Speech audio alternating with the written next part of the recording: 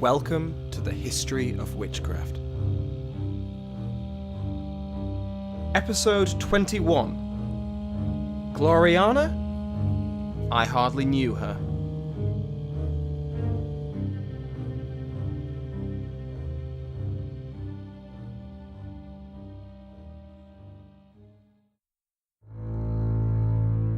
The number of the ungodly has so much grown in power that there is no place left in the world which they have not tried to corrupt with their most wicked doctrines.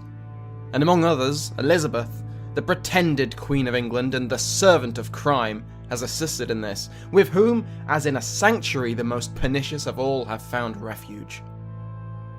This very woman, having seized the crown and monstrously usurped the place of supreme head of the church in all England, together with the chief authority and jurisdiction belonging to it, has once again reduced this same kingdom, which had already been restored to the Catholic faith and to good fruits, to a miserable ruin.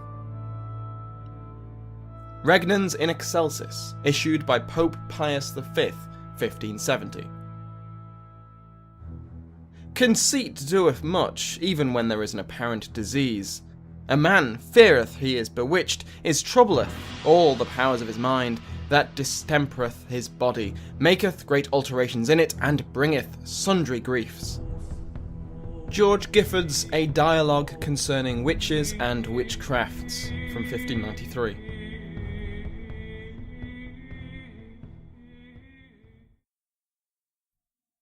Welcome back to the History of Witchcraft podcast. Last time we took a look at the reigns of Henry VIII and his eldest surviving legitimate children, Edward VI and Mary I, and how they faced supernatural threats and legislated against the practice of witchcraft, in a time of English history fraught with succession worries, regencies, religious upheaval, and just general instability. Today, we continue our journey through early modern England into the reign of debatably one of the greatest monarchs in the country's history, the Virgin Queen, Gloriana Elizabeth I. After the short reigns of her half-siblings, Elizabeth's 44 years on the throne provided England with some much-needed stability.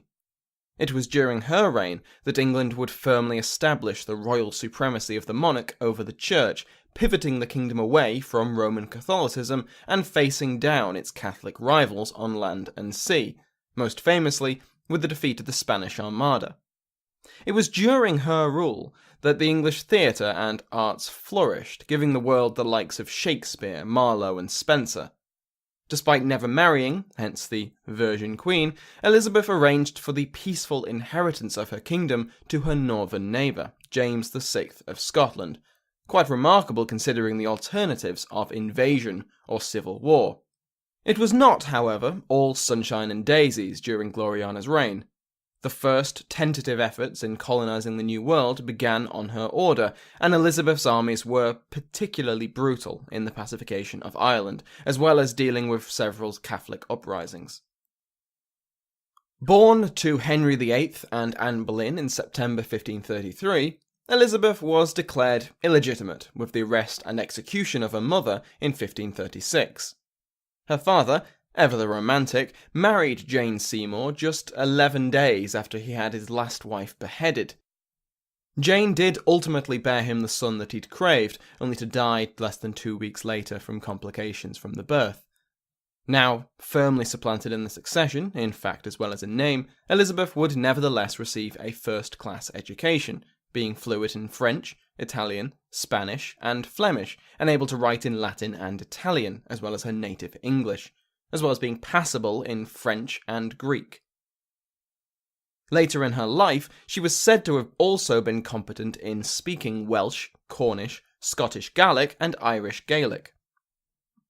After Henry died and Edward became king, Elizabeth went to live with her father's final wife, Catherine Parr, and her half-brother's uncle, Thomas Seymour.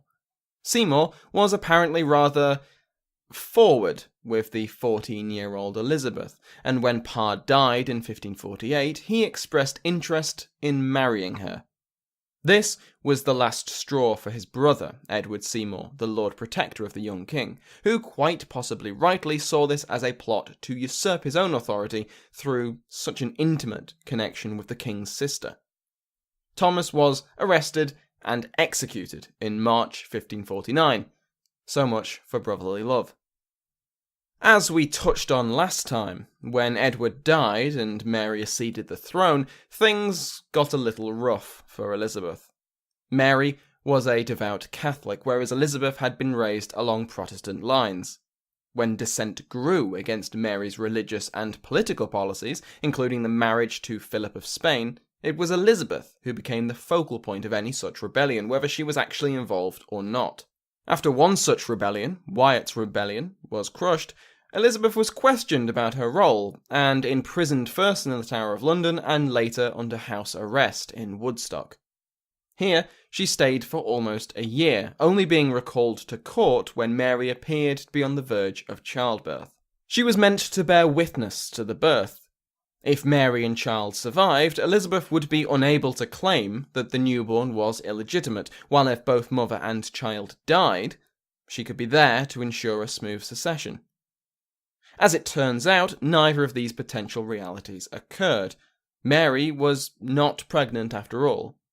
Some historians suggest that Mary had been subject to a false pregnancy, which I didn't even realise was a thing until researching this episode, that may have been caused by her overwhelming desire to bear an heir. Maybe that was why Henry VIII put on so much weight. Whatever the reason, Mary no longer seemed capable of becoming pregnant. She was nearing her 40th birthday, and while it was of course still possible, it was increasingly unlikely. Elizabeth seemed destined to succeed her sister to the throne. It was shortly after this pregnancy scare that Elizabeth and the magician and wise man, John Dee, got into hot water over the Queen's horoscope, which I'll go into detail on later. Despite this, Elizabeth appears to remain in relatively good favour with her sister until the latter's death in 1558, at which point Elizabeth took the throne at the youthful age of 25. She would remain there for 44 years. Well, not just on the throne, you understand, she moved around a bit. Elizabeth's religious beliefs are somewhat debated by historians, much like how the Pope is somewhat a fan of Jesus. While she did settle on Protestantism, the so-called Elizabethan settlement was far less radical than some expected. I've heard some arguments that Elizabeth was on the fence about which side of the theological divide she wished to land on. She was, after all, technically illegitimate in the eyes of both faiths, although the Protestant illegitimacy was much less established. I've read arguments that Elizabeth was leaning towards reconciliation with Rome, only for Pope Paul IV to make it very easy for her and declare that she had no right to the throne she sat on. This obviously prevented her from submitting to Roman authority, because then she would essentially be giving up her crown. How true this actually is for much more knowledgeable historians than I. In either case, the Elizabethan religious settlement settled the religious issue for the time being. Despite the later fame bordering on worship that her unmarried and therefore presumed virginity later gathered, initially at least Elizabeth courted several suitors, both foreign and domestic. The first was her childhood friend, Robert Dudley, the son of Edward's Lord Protector, who was executed by Mary for his support of Lady Jane Grey. Dudley's wife, Amy Robsart, appears to have been stricken by a, quote, malady in one of her breasts, end quote, and her time on earth was severely limited. This limit could accurately be measured by how long it took for her to tumble down a flight of stairs. Despite the coroner declaring that her death was accidental, many people suspected that Dudley had sped his wife's journey to the grave with the intention of marrying the Queen. He never did, despite the Queen's apparent affection towards him and her significant animosity towards his next wife. Elizabeth would negotiate with several foreign princes on the issue of marriage, but all this amounted to naught. As we covered way back in episode 8, Mary, Queen of Scots, found herself facing significant opposition from her powerful Protestant nobility, which were helpfully backed by Elizabeth. To remind you, Mary married an increasingly unpopular Darnley, who murdered her favourite courtier, and who was in turn murdered in an unsolved conspiracy, widely believed to have been orchestrated by the Earl of Bothwell, who Mary subsequently married, annoying everyone and forcing her to abdicate and flee south, where Elizabeth imprisoned her for almost 2 decades. Why would Elizabeth have Mary imprisoned? Well, Mary had repeatedly claimed the throne of England based on her descent from Margaret Tudor, Elizabeth's aunt, and was dangerously popular amongst Elizabeth's Catholic subjects. Elizabeth's fears were proven true when the so-called Rising of the North occurred in November 1569. This rebellion was headed by the Earls of Westmoreland and Northumberland, who raised a host of 4,600 men and captured Durham, with the intent to crown Mary Queen of Scots as Mary Queen of England, and return the country to the bosom of the Catholic Church. This army survived for all of 1 month, before being scattered after a defeat against royalist forces. Northumberland was captured by the regent of young James VI, the Earl of Morton, who handed the rebellious noble back to Elizabeth, who promptly had him beheaded. Possibly spurred on by this rebellion, Pope Pius V issued a bull in 1570, the Regnum in Excelsis, which I read an excerpt of at the beginning of the episode.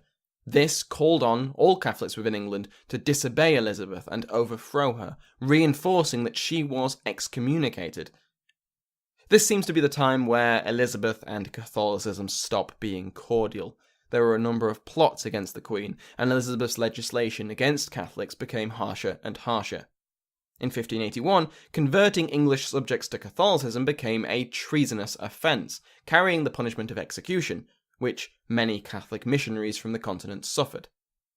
Much like Elizabeth had been for Protestant descent during her sister's reign, so too was Mary, Queen of Scots, the focal point for Catholic opposition to Elizabeth. Whether she was informed and involved in all of these plots, some of them or none of them, Mary was too dangerous to be left alive. After vocal and seemingly sincere resistance to the advice of her counsellors, who advocated for Mary's death, Elizabeth signed the death warrant of her cousin. Mary, Queen of Scots, mother to Elizabeth's eventual successor, was beheaded at Fotheringhay Castle on the 8th of February 1587, after 19 years in custody. As Elizabeth aged, ill health took its toll. She had been scarred from a case of smallpox in 1562, and supposedly had such a fear of dentists and a corresponding love of sweets that serious tooth decay made her unintelligible to those unfamiliar with her way of speaking. The French ambassador described her thus: "Her teeth are very yellow and unequal, and on the left side less than on the right. Many of them are missing, so that one cannot understand her easily when she speaks quickly." Sir Walter Raleigh was a little bit more diplomatic than the diplomat, saying that she was, quote, "a lady whom time had surprised," end quote, which is quite lovely. Elizabeth never officially named an heir, but secret talks between herself and James, as well as members of their respective governments, began quite early on. Some historians place the beginning of these arrangements from before the execution of Mary, Queen of Scots, based on a series of English loans and gifts to the Scottish king. Elizabeth I died on the 24th of March 1603, having ruled for 44 years as England's first recognised Queen Regnant. Within hours of her death, members of her government proclaimed James Stuart as King of England, heralding the Stuart era and the union of the crowns. So there we have a brief summary of the life of Queen Elizabeth I. Now we can take a look at some key events involving magic and witchcraft during her reign, starting with the statute against conjurations, enchantments, and witchcrafts. The 1563 Act was, in many ways, a revival of Henry VIII's 1542 Act, which had been repealed by Edward. Elizabeth's Act was, however, somewhat more lenient than her father's. Where Henry had defined a range of magical acts as worthy of capital punishment, Elizabeth specified that those convicted would only face immediate execution if their spells had led to another person's death. Otherwise, if their witchcraft had caused the death of cattle or the wastage of others' property, for the first conviction they would be imprisoned for 1 year without bail, being pilloried for 6 hours once a quarter. If they were convicted of this a second time, Then they would face the death penalty. If sorcery had been used to discover treasure or stolen items, or to seduce another person, or otherwise harm them without killing them, they were to be imprisoned for a full year and pilloried every quarter. Upon being convicted twice, they would be imprisoned for life and have their property forfeit to the crown. Some historians have argued that the return of Protestant ministers and officials who had fled persecution or had been exiled during the reign of Queen Mary played a key role in the passing of this law, but there is little indication that this was indeed the case. While in many ways the Elizabethan Act is much more lenient than her father's, with execution only being delivered either in cases of murder or for repeat offences, this is still treated as a severe crime. The government's concern with witchcraft and sorcery may have been made explicit in 1563, but the Elizabethan court was just as wary of supernatural attack as those of the other Tudors. The most famous such attack was discovered in the summer of 1578, when the Privy Council was made aware of a collection of wax figurines, dressed to resemble the Queen and members of her court, with the names of the targets scrawled in ink on the foreheads. As we covered in the episodes on ancient curses, this sort of image magic often involved the image being pierced or damaged in some way, or being deposited somewhere unsavoury. And so with this Tudor case. The dolls had been found in a dung heap. The Elizabethan court was briefly shaken by this discovery, and such was its value as a topic of gossip that even foreign dignitaries reported on the find. The Spanish soldier turned diplomat Bernardino de Mendoza was particularly descriptive, so I'll read an excerpt of his dispatches. When I read this out on the history of England, I bowed to David's traditions and attempted some sort of vaguely European accent. However, I won't subject you to that this time. The central figure had the word Elizabeth written on the forehead, and the side figures were dressed like her counsellors, and were covered with a great variety of different signs, the left side of the images being transfixed with a large quantity of pig's bristles, as if it was some kind of witchcraft. Now, despite it being the talk of the town, the investigation led by the Lord Mayor and Bishop of London failed to bring any suspects in for questioning. A few years later, in 1583, a Catholic conspiracy was revealed. One of the conspirators, Francis Throckmorton, had been acting as a middleman between Mary Queen of Scots and Catholic discontents in England and on the continent. He was arrested, and when tortured he admitted to being involved in a plot to overthrow Elizabeth and install Mary, coordinated with our friend Mendoza. Now, he later retracted this confession, but he was still executed, while Mendoza was ejected from the kingdom.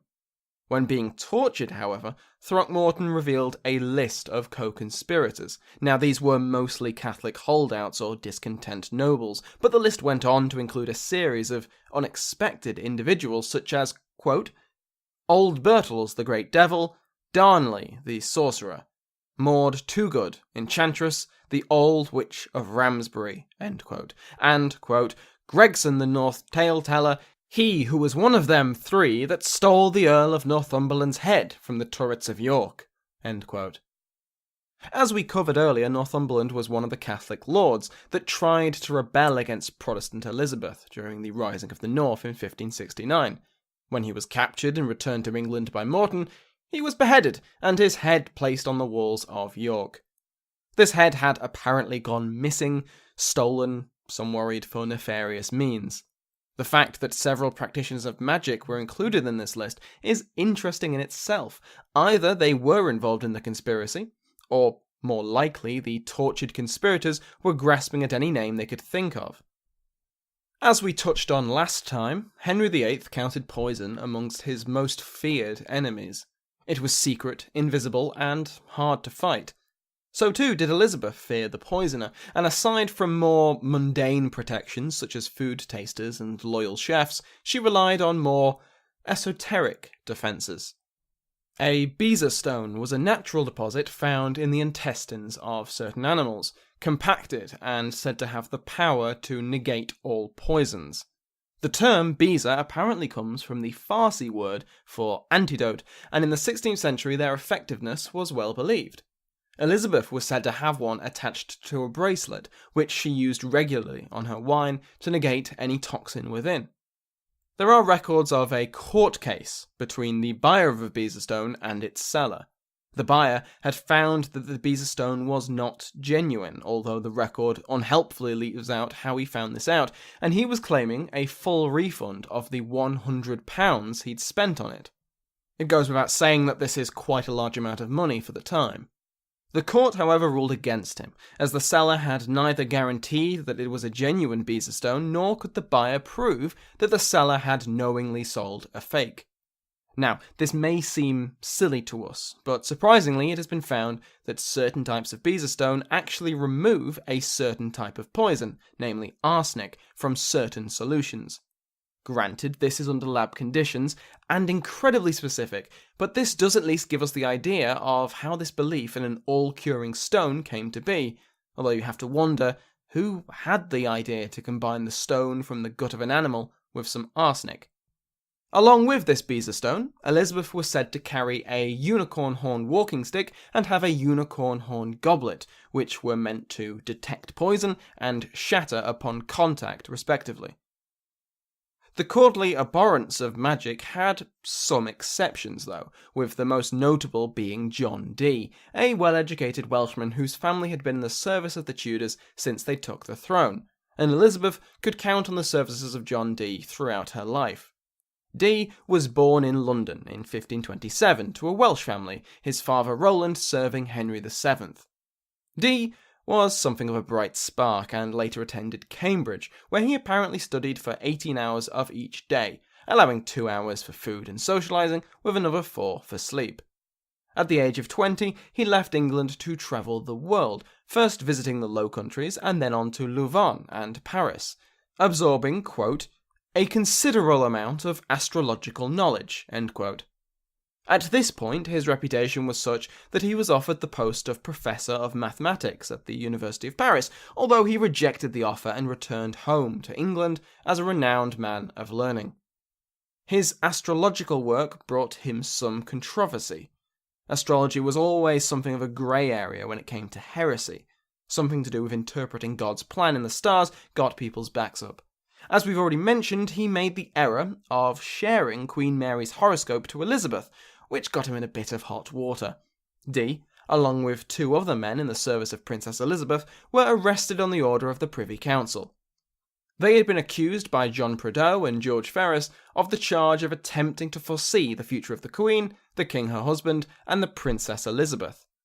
This charge later developed into that of conjuring and witchcraft, after one of Ferrers' children died and another fell blind, with the immediate suspicion that these wise men had used their powers in revenge against their accusers. The Oxford Dictionary of National Biography suggests that the root of the accusations was in Dee and Ferrers' personal life. They were both involved in the same theatrical productions, and it is possible that any antagonism they shared there would carry over to court. Dee managed to survive the charges with little more than a slap on the wrist, convincing Bishop Edmund Bonner of his Catholic beliefs and avoiding the stake. Upon Mary's death and Elizabeth's accession, Dee was instructed to scour the stars for the most fortuitous date for the Queen's coronation, and from then on the wise man was brought in to advise the Queen on a vast array of topics.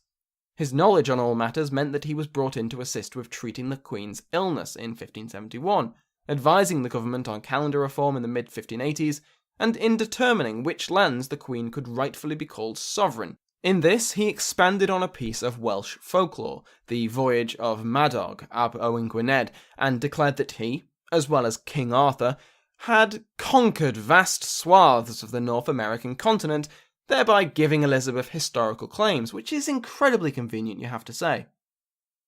Dee was also consulted on more arcane matters.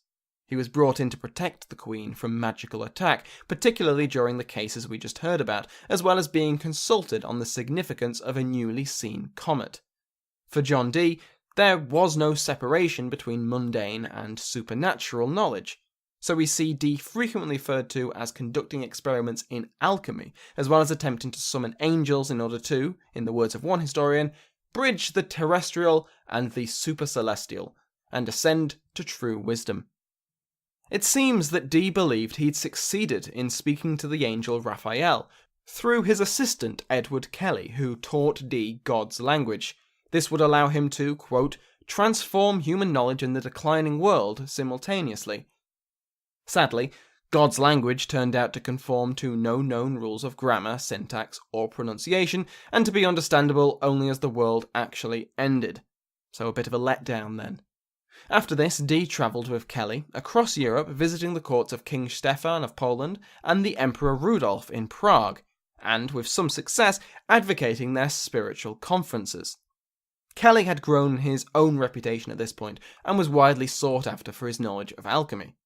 Naturally, this would be quite a lucrative career, and around this time Kelly informed Dee that the angel Uriel had ordered them to share their possessions, including their wives, which they apparently did. Shortly after this, the two went their separate ways, with Dee returning to England with a pregnant wife, and Kelly becoming the court alchemists of the emperor. As to be expected, this behaviour did not please everyone. Aside from the events during Mary's reign, Dee's house was vandalised and his great library largely destroyed during his travels, after he seriously annoyed his colleagues by abandoning the more practical and lucrative study of cartography to focus on the esoteric. From here on, his academic career was essentially over. Elizabeth did grant her old favourite a position at Christ's College, Manchester, but his new colleagues largely despised him. After Elizabeth's death and the accession of James I, we find him petitioning the new king to clear him of accusations of, quote, being a conjurer, or caller, or invocator of devils, end quote, which does not appear to have been granted. Dee finally died of natural causes in 1608, after being reduced to poverty and forced to sell his possessions to eat. So far, we've largely covered more specific cases of sorcery, involving or targeting the upper echelons of the Tudor state, up to and including the Queen.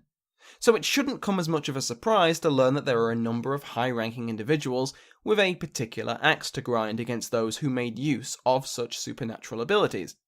One such man, writing in 1559, was the Bishop of Salisbury, John Dee, who lamented that, quote, the number of witches and sorcerers had everywhere become enormous. This kind of people, these last few years, has marvellously increased, end quote. Dee was a prolific writer in the early years of Elizabeth's reign, where he defended the Elizabethan settlement and welcomed all challengers who wished to try and evidence Roman Catholic theology based solely on scripture and the writings of the first centuries of Christianity. How much of a role Dee, who does seem to have been held in high esteem, played in the enactment of the 1562 Act is unclear, but judging by his earlier statement, he most likely supported its enforcement. Despite never receiving support from Elizabeth's government and often attracting persecution, the Puritans were vocal and active opponents of the many evils they saw in the world. In the 1580s, a Puritan priest called John Dee conducted a series of exorcisms and witch trials, which were actively disputed by the authorities, it has to be said. When exactly he acquired his reputation for spiritual healing isn't clear, but at least by 1586 he was well known enough that one woman, Catherine Wright, had his services recommended to her, for Miss Wright was possessed by a demon. Dee was known as, quote, a man of hope for the relieving of those that were distressed in this sort, end quote. And after 2 sessions with Wright over several weeks, Dee claimed far and wide that he had expelled the demons from her. When Wright accused a local woman of causing her bewitchment, Dee attempted to have the woman prosecuted for witchcraft under the 1562 law, which brought him into conflict with a local magistrate. Dee's fame remained fairly local until the exorcism of Thomas Darling, a teenage demoniac, that is, someone possessed by evil spirits, in the town of Burton-upon-Trent in May 1596. Once cured, his bewitcher was brought to trial and convicted, and although spared execution, would later die in prison.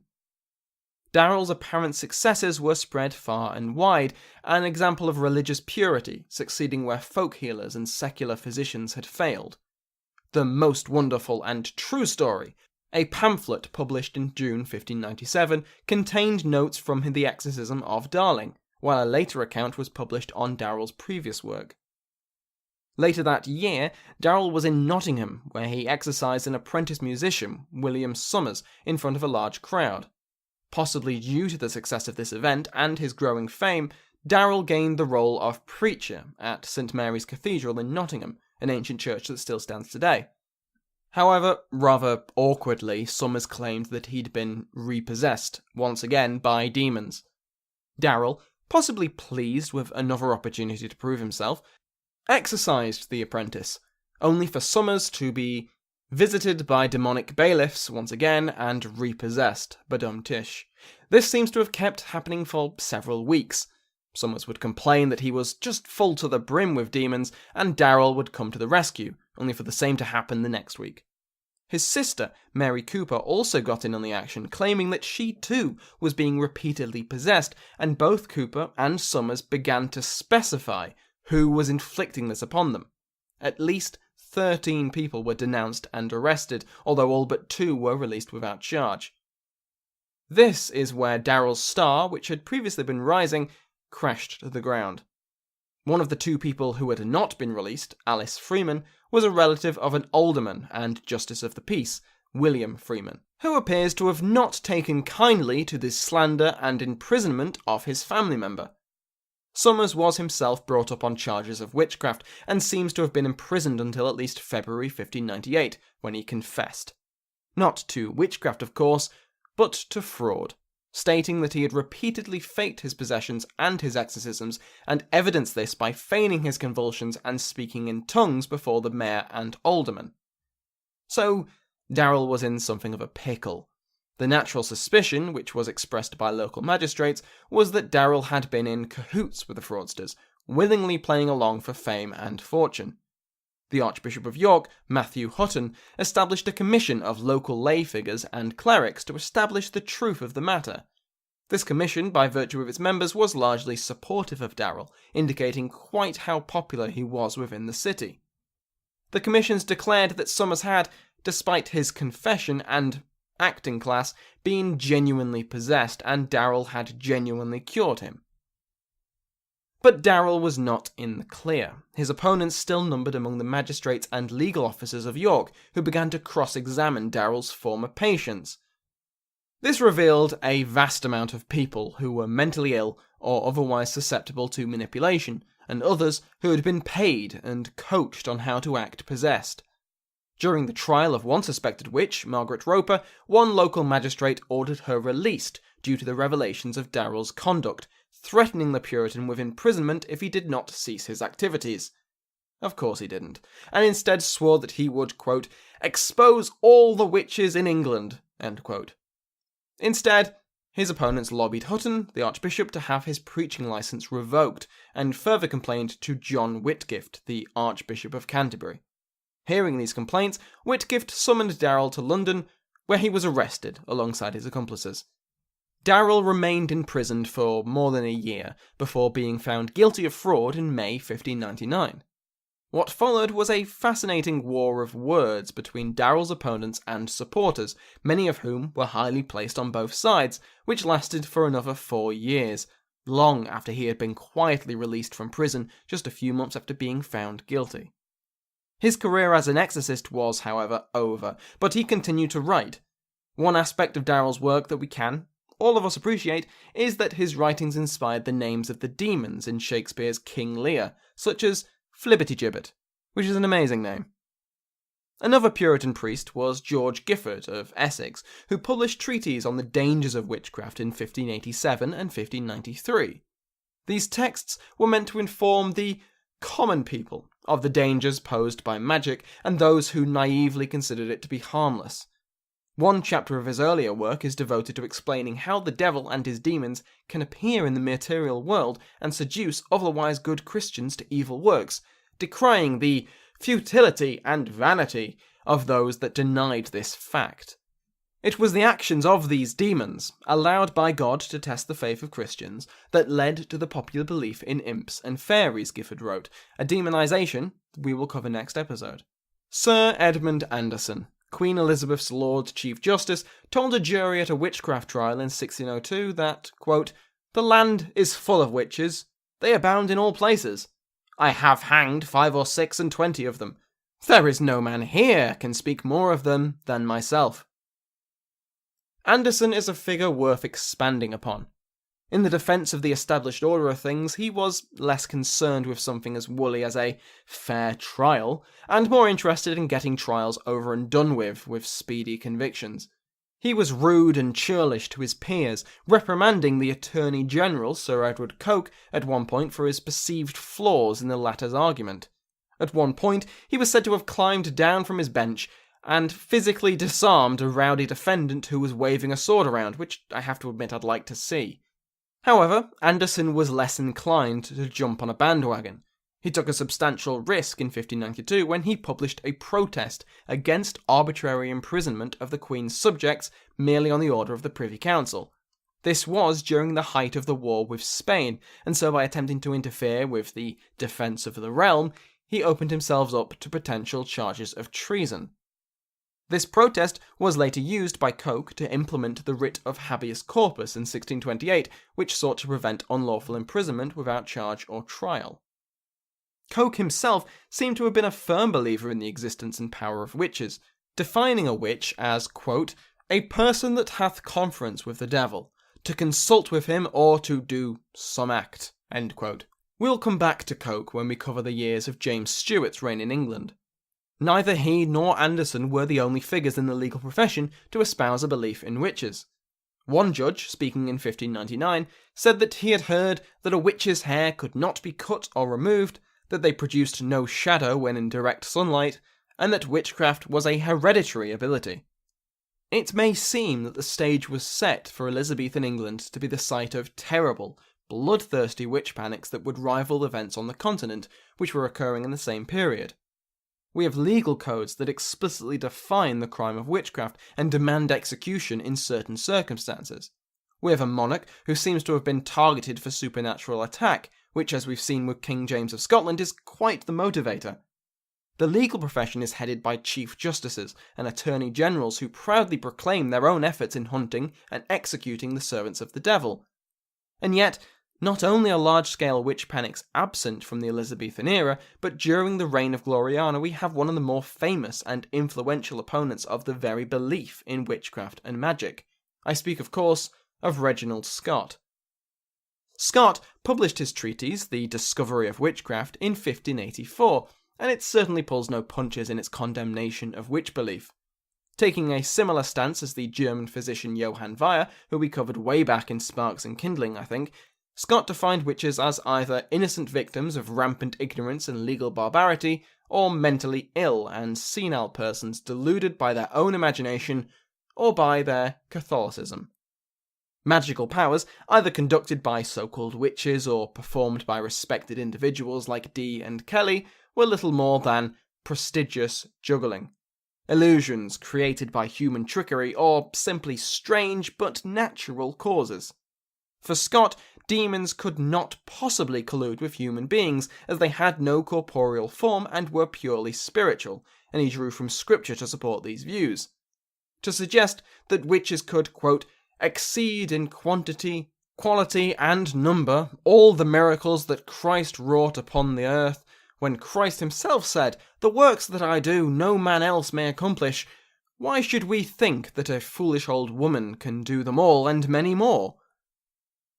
Taking aim at witch hunters, Scot declared that the only people who took such things seriously were children, fools, melancholic persons, and papists. I would love to be a fly on the wall when Scot told Darrell or Gifford this.